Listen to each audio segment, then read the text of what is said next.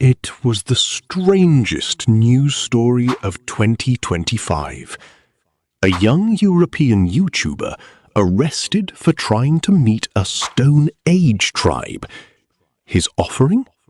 A coconut and a can of Diet Coke. The internet laughed. But beneath the memes, a darker question emerged.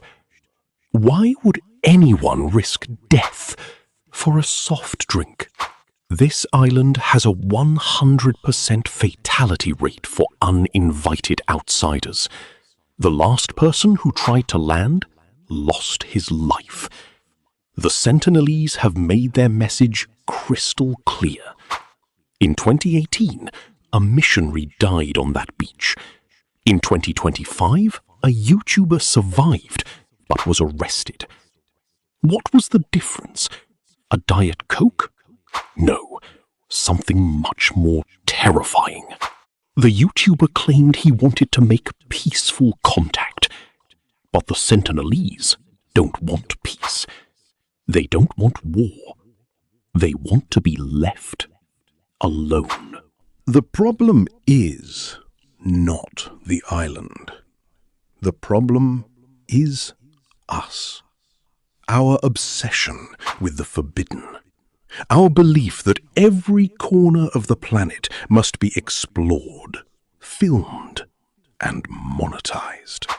There are roughly 100 uncontacted tribes left on Earth.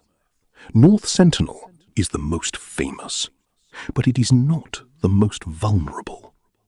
Every single one is one viral video away from extinction.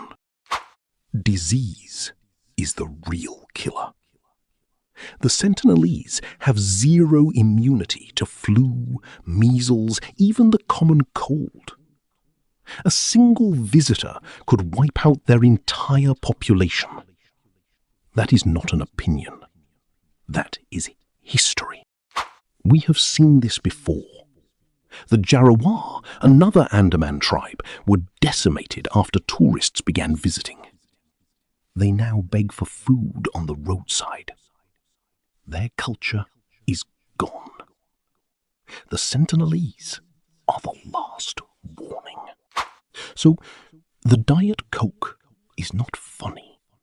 It is a symbol of a world that cannot respect a simple request. Stay away. The Sentinelese have been saying no for 60,000 years.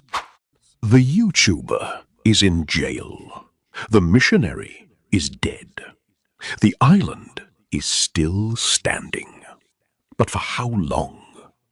How many more attempts will there be before the Sentinelese are gone forever? This documentary is not about the YouTuber. It is not about the Diet Coke. It is about the right of a people to exist on their own terms. The Sentinelese have never signed a treaty. They have never agreed to be protected. They have simply survived. And they will keep surviving as long as we stay away. The island that kills and a Diet Coke. This is the true story from the beginning.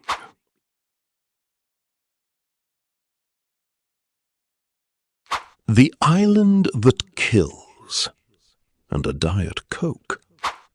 This isn't a movie trailer. This is real, and it happened just weeks ago. Deep in the Indian Ocean, there's an island where no outsider is welcome. The Sentinelese have made that clear for 60,000 years. But in March 2025, a YouTuber from Europe decided to test that boundary. He brought a camera, a coconut, and a can of Diet Coke. His goal? To become the first outsider in decades to make peaceful contact. But the Sentinelese had a very different response. He sailed past the forbidden line, knowing fully what happened to the last man who tried. In 2018, An American missionary named John Allen Chow lost his life on these same shores. He was struck by arrows after multiple attempts to land. The Indian government calls it a tragic violation of the exclusion zone. But our YouTuber believed he could succeed where others had met a fatal end. He thought a simple offering, a coconut, some soda, would change everything. He was wrong. Within minutes of stepping onto the sand, he was confronted by armed Sentinelese. He turned and ran back to his boat, but the damage was done. The Indian authorities had been watching via satellite and drone surveillance. They arrested him the same day. His camera, his GoPro, and that Diet Coke can, all seized as evidence. But here's the question that kept me up at night. Why did he do it? And more importantly, why does this island keep attracting such desperate visitors? This isn't just a story about one reckless YouTuber. This is a story about the deepest human urge to explore the forbidden. And the Sentinelese, they've been rejecting outsiders for longer than civilization has existed. So let's go back to the beginning, back to the first recorded encounter, and the 60,000 years of isolation that made this island the most dangerous place on Earth. This is North Sentinel. The first recorded outsider to see North Sentinel was a British surveyor in 1771. He named it Sentinel because it stood alone, like a guard. For nearly 100 years, no one bothered the Sentinelese. The island had no resources, no trade value. It was simply ignored until the 1860s. That's when a ship called the Nineveh ran aground on the reef surrounding the island. 97 survivors made it to the beach. They thought they were safe. They were not. The Sentinelese confronted the shipwrecked sailors with arrows and spears. Several of the crew lost their lives on that beach. The survivors were eventually rescued by the Royal Navy, but the message was clear. The British called it a hostile and savage place. They warned all ships to stay away, and for the next 13 years, they did. Then came Maurice Vidal Portman, a British colonial administrator with a fascination for the island. He organized an expedition to capture Sentinelese and study them. It ended in disaster. Portman's team landed on the island in January 1880.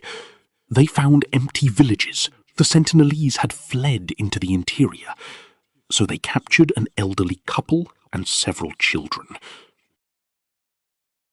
They brought them to Port Blair. Within weeks, the elderly couple lost their lives to illness.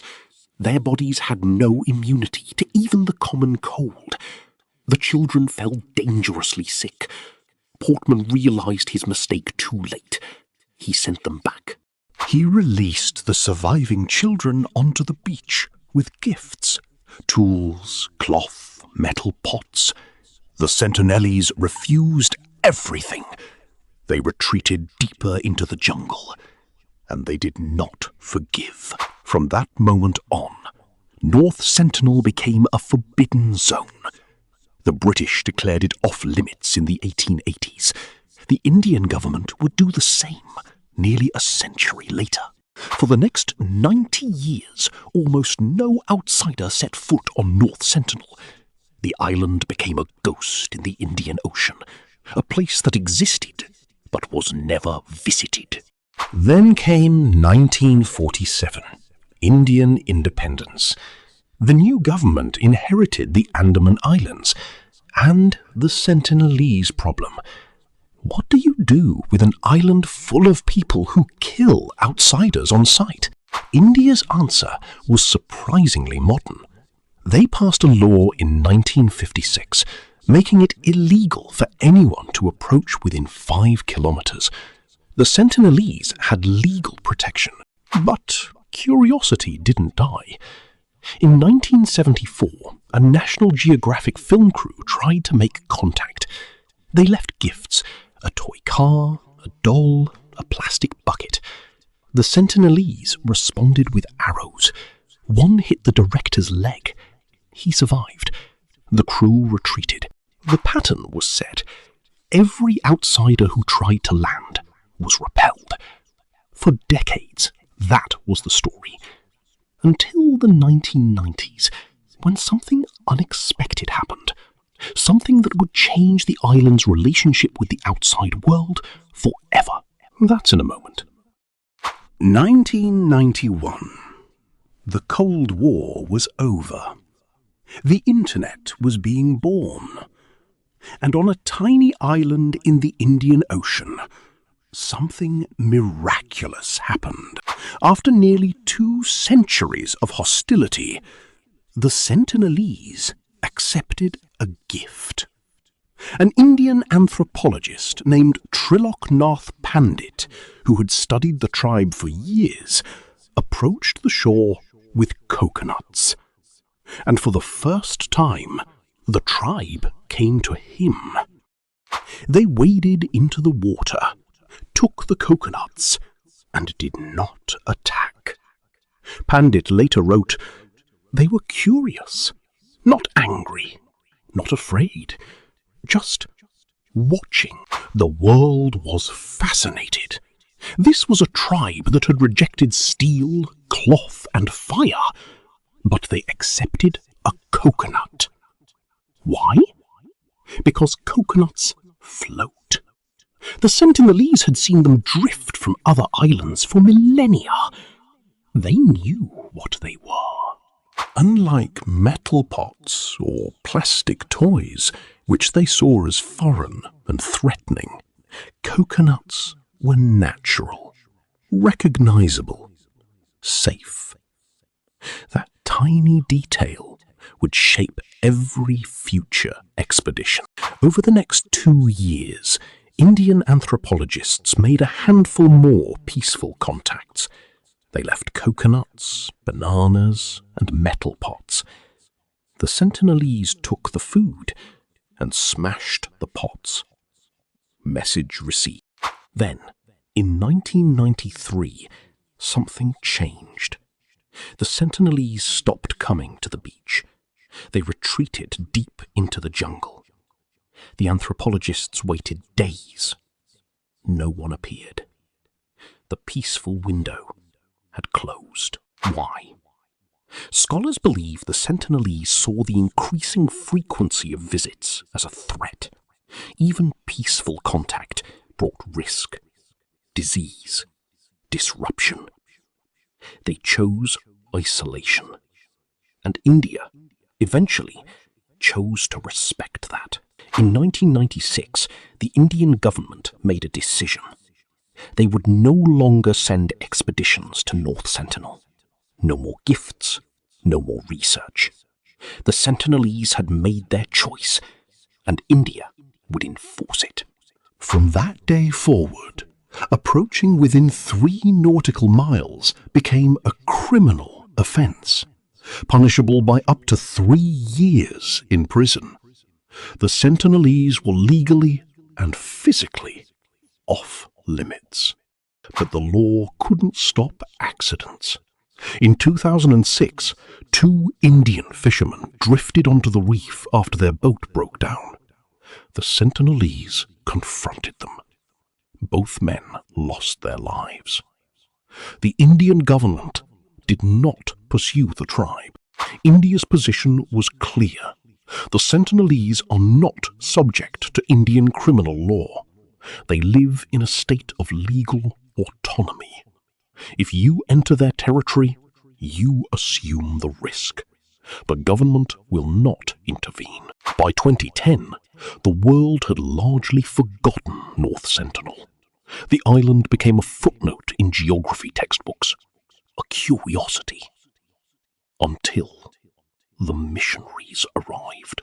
In 2018, an American Christian missionary named John Allen Chow flew to India, paid local fishermen, and attempted to land on North Sentinel. Not once, but 3 times. He believed God wanted him to convert the tribe. His 3rd attempt was his last. What happened on that beach would make global headlines, and it would set the stage for the Diet Coke YouTuber 7 years later. We'll return to that. But first, who are the Sentinelese?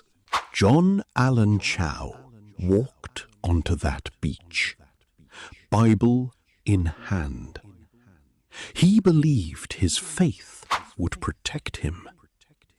But from inside the jungle, bows were already drawn. What did rescue teams actually find when they tried to recover his body?